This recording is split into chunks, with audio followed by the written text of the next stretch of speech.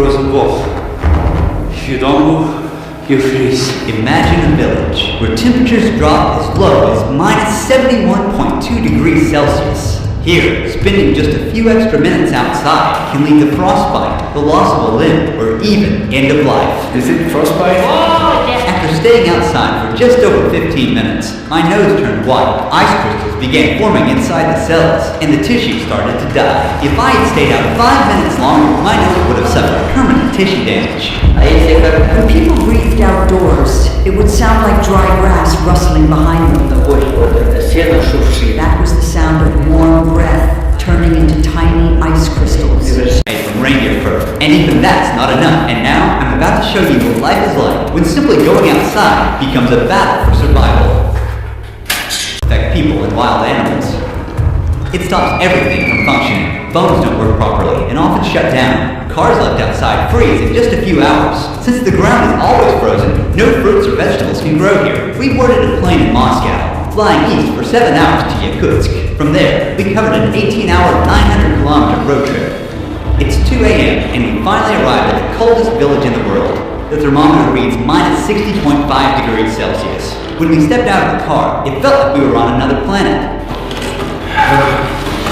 The hairs in our nose were frozen, and we felt them prick every breath. The dry air makes us cough uncontrollably. Wemiakon is home to around 800 people, spread across 1.5 square kilometers. Seeing anyone else outside is almost impossible, as if time itself has frozen in this place. It's really cold. We are walking for about 15 minutes. As you see, another ice droplet forms upwardly. Wemiakon, our land is surrounded by mountains. Because Wemiakon is located in a basin, there's hardly any wind. The cold just settles in and stays. In this region, the ground stays frozen all year round. This layer of frozen earth is called permafrost, and it can reach hundreds of meters deep. To survive the cold, the villagers built a central heating system. A single coal-powered boiler sends heat to most homes through pipes. The system must run non-stop. Even a short failure puts everyone at risk. The interiors of the houses differ from traditional village homes. Heating pipes connected to the central boiler run through the rooms to keep the houses warm. To build on the frozen ground, thick wooden beams are first laid down to create a flat base. Then, the main logs go on top. A 30-centimeter thick subfloor is added, followed by insulation, and finally, the finishing floor. Each wall is made of 7 layered materials. There's wood on the outside, then basalt wool as the main insulation barrier, then plaster, mesh, foam insulation, another layer of plaster, and finally, a wooden panel inside. The windows are triple glazed, forming a vital barrier against the bone-chilling temperatures, and the attic is insulated with sawdust and soil. Combined with a stove or heating system, this setup keeps the residents warm. In nearly every building, the entrance room is intentionally left unheated. We freeze everything in front of you. It's refrigerator, natural. Here, I have frozen milk and frozen meat that I store in the cold. Wow, as you can see, these first 2 rooms at the entrance are used for storage and as a refrigerator. These unheated rooms also serve as a buffer against the freezing cold. You can see The day begins early. Yevdokia is already at the barn. Cattle farmers here wrap a cloth around the cow's udder to protect the sensitive tissue from frostbite and to keep it clean. The udder isn't at risk of freezing anymore, but once the milk starts flowing, we have to be careful. Because of the extreme cold in Wemiakon, no water pipes run to the buildings. They would freeze almost instantly. The cows must step out into the cold every morning and make their way to the river to drink. One by one, they step into an icy hell, moving quickly, knowing they must return before the cold becomes too harsh. Their hair became crusted with ice almost immediately. This part of the river is not frozen because it is coming fresh from the mountain on the ground through water, meeting the river and keeps. When my nose Cover your face like this. Закрыли бы вот так, конечно. While covering your face. Be careful, or it might turn black. From this point on, until the end of the documentary shoot, I won't be able to stay outside for more than 10 minutes at a time, or my already frostbitten nose could get even worse. But as the documentary progresses, and the temperatures drop even further, we'll be pushing our limits to show you what survival here truly demands. Here's the cure. Clothes in the yard. Within just minutes, they completely froze solid. Their throats are completely frozen. my hands are freezing.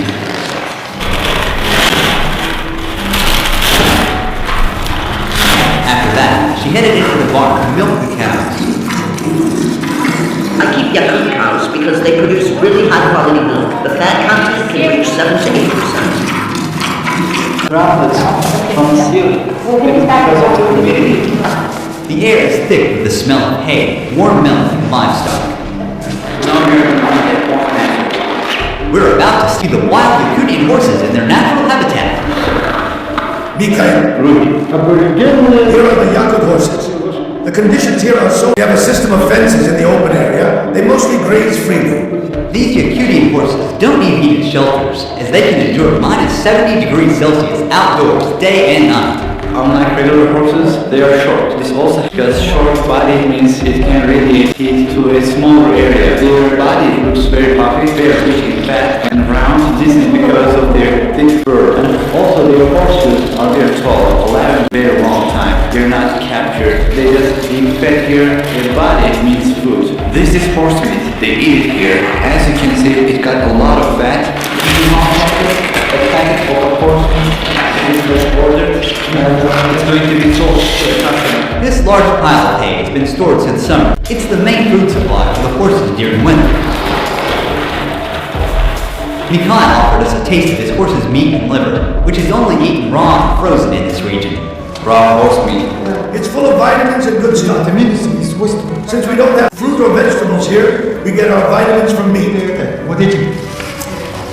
Also for its meat, skin, and also milk. About half a kilometer beyond the village center, frozen forest is where you can begin. In this village, most people herd animals for a living, but for those like Ivan, hunting becomes the main source of income. I am a man of the forest. These lands are my hunting grounds. And here is my tent. My home. He needs his fire because it's too hot.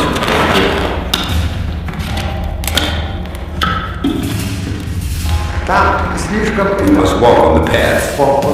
The ice underneath is thin. We made our way to the frozen river to check the fishing net he had set the day before. Ivan warned our cameraman just in time. He was about to step onto a cracked patch of ice. One wrong step could cause him to fall into the water Oh, hey! and get wet. In the winter, when it was just as cold, my dad was out riding his horse in the woods. He fell through the ice and started freezing right away. Realizing that there was no warm shelter nearby and no chance of rescue, he made the decision to shoot himself to avoid a slow, painful death. Oh, it's a more special news. It's only the frozen.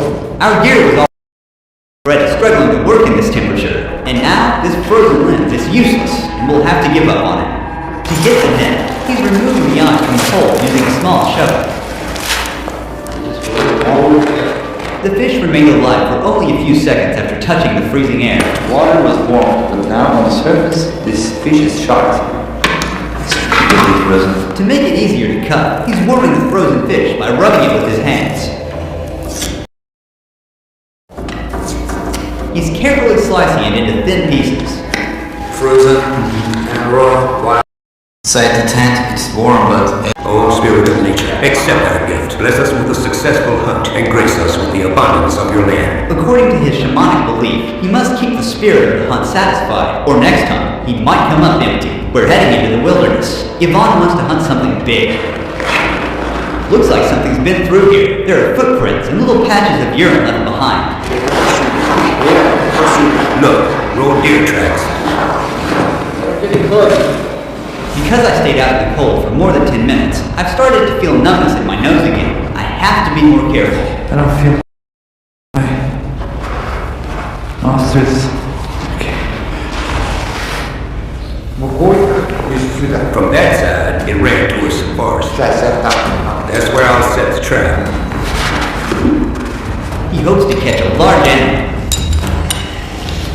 The hunter knows the animal follows the same path every day, so he's placing the trap along his daily route. He's covering the trap with snow.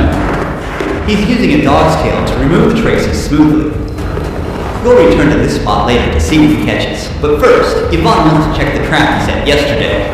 He scans the snowy landscape carefully. Everything here is like a book to me.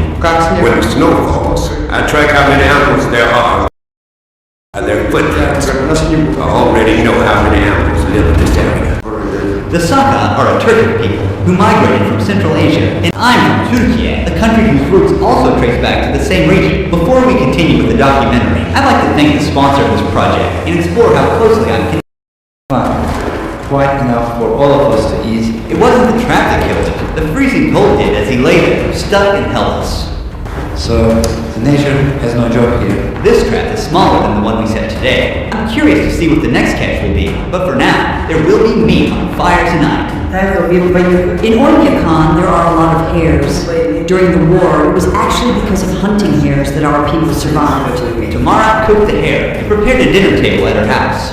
It doesn't have any fat. It's a very lean meat. Something unexpected near the house, a giant snake sculpture. It's entirely made of cow waste, weighing more than 360 kilograms. It was built by a local farmer. The region's sub-zero climate also makes pumping systems inoperable. If water pipes were installed, the water inside would freeze almost instantly. Instead, residents meet their needs, such as washing their hands from water they had previously stored in tanks. Our sink is old. There's a bucket underneath to catch the water. When it builds up, we just take it outside and dump it. Once again, the absence of plumbing infrastructure means that houses have no indoor showers or toilets. Instead, these essential facilities are built into gardens, inside unheated cabins. The lack of a sewage system means that human waste remains where it is accumulated. Since waste freezes instantly upon exposure to the air, it often accumulates into frozen columns, sometimes reaching up to 1 or 2 meters in height before not be ventilated as the cold disrupts the heating system. This type of toilet is still preferred to be protected from the cold, despite the unpleasant odor that accumulates inside. A lot of effort. People here collect blocks of river ice and melt them to get fresh water for daily use. Right now you're looking at a vast white blanket of snow, but under there's a frozen river, the only source of water. He's using a chisel to cut into the thick ice.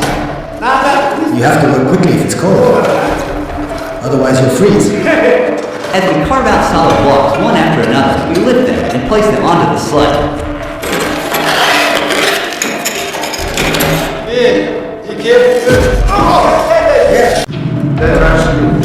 Our ancestors used to transport ice with oxen. How long is that gonna last? I have a big family. It'll last us too, maybe 3 weeks.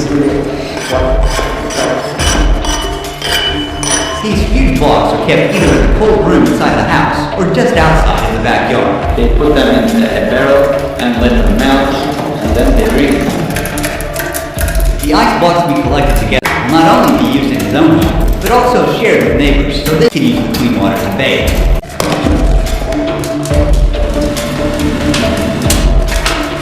The boy is grabbing a large chunk of ice given by Nicholas, and he's bringing it inside. Our grandparents take baths for 2 hours. It is fascinating. We usually stay for about an hour and a half. How long does it take for you? Next step is to turn frozen shampoo into liquid near the stove. They're rinsing themselves using a ladle. When they finish, they're dressing quickly as they'll step outside from 60 degrees Celsius to minus 54 degrees Celsius, a difference of 114 degrees Celsius. After their weekly bath ritual ends, the next morning begins early. It's 7:30 a.m. and children are waking up to a freezing cold morning, still pitch black outside. Thanks to the simple indoor tent, the kids can wash their faces and brush their teeth in the warmth of the house. But for other needs, the kids still have to use the outdoor toilet. Janet helps her daughters get dressed for school. The children wear many layers of clothing for their commute. Before they leave, Jana wraps a wool shawl tightly around their faces, covering their mouths and noses to protect them from the biting cold. Now, they're ready to go outside. The walk to school is about half a kilometer. Every winter morning, Nikolai walks his daughters. The school remains open in Wemiakon unless temperatures drop below bone-chilling minus 55 degrees Celsius. Below that point, it's too dangerous to go outside. Today, the thermometer reads minus 51 degrees Celsius. As the kids arrive at school, daily life for people like Yvonne is focused on survival and hunting. Couldn't move. If you don't move in the cold, you die. This is a male one. Ivan will sell the skin of the wolf and take the meat of it and make another trap, put the meat in the trap, and he will